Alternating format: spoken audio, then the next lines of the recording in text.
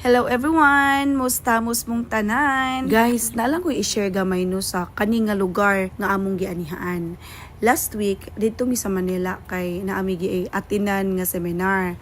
Uni after ana, the next day, nahuman na among seminar, so nagplano mi nga maski isa lang ka tourist destination sa Manila ra gyud nga duol nga among adtuan. So naka-decide mi nga mag-Intramuros na lang mi kay mao man ni siya ang pinakaduol sa among venue. Gamay lang nga background guys sa Intramuros. Isa ni siya sa mga district or mga lugar sa Manila nga na-built during sa Spanish colonial era. Grabe ni siya ka-historic nga lugar guys nga kanaganing pagsulod nimo sa Intramuros, lahi ang aura, lahi ang atmosphere, lahi gyud imong feelings guys pagsulod nimo sa Intramuros. As if nibalik ka sa unang panahon. Makita nimo ang structure sa mga buildings, tanan ruins nga tuang nga sulod, wala gyud nila giotro guys, gi-preserve gyud nila. Ug sulod sa Intramuros guys, makita nimo ang Fort Santiago. Diri mi ni focus sa Fort Santiago kay gusto namo makit-an ang life ni Dr. Jose Rizal. Gusto namo makita ang presohan ni Dr. Jose Rizal.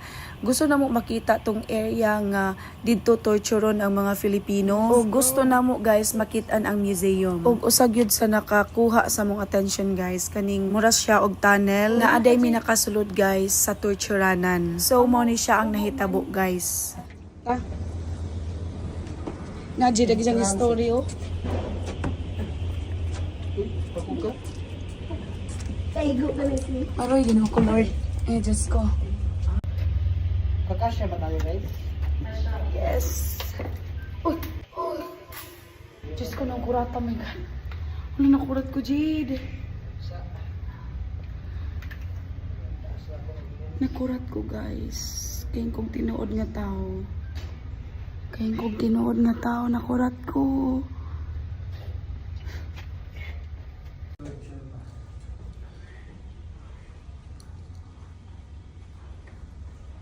Alang ito, diba?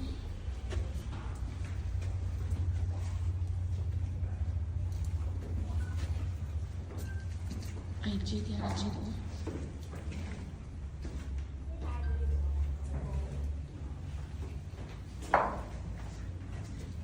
Torturanan. May mo, Abi. Disclaimer lang guys ha. Dili ko historian, wala ko yung mga idea sa mga ingon ani history, basta kay gipili lang namo nga mosulod mi diri sa torturanan. Unya wala mi mag-expect, ako wala gyud ko mag-expect nga mo tayo makit-an, nakurat gyud ko. Nang limbaut ko, murag feeling nako, gi-torture po kog appeal, na feel nako ang kasakit sa mga tao, sa mga Filipino sa unang panahon. Basta mao na siya ako ang experience sa pagsulod aning area guys sa Fort Santiago.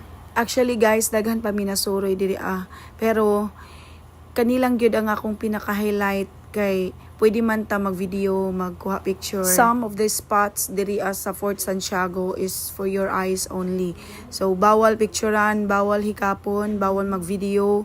Tanaw lang gyud ka, and na-amaze gyud mi katong sa presohan ni Dr. Jose Rizal. Mao dayto iyang gipuy-an, mao to iyang gipresohan before siya patyon. And proud ko nga nakasuroy ko sa Intramuros, labi na gyud sa Fort Santiago. And with that guys, ako gyud mong i-convince nga kung muanha mo Manila, take time nga mobisita sa Intramuros sa Fort Santiago para pod nga makita ninyo ang life ni Dr. Jose Rizal. Unya kay tasa ning akong gi-share guys. So kamo na lang motiwas by visiting Fort Santiago sa Intramuros. Pasensya to sa akong boses guys, gabi ka paos, gabi ka pagaw, wala pa kauliig yun.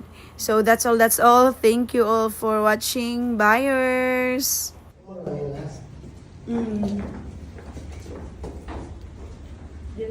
Except, ta, sakay. Ay, thank you.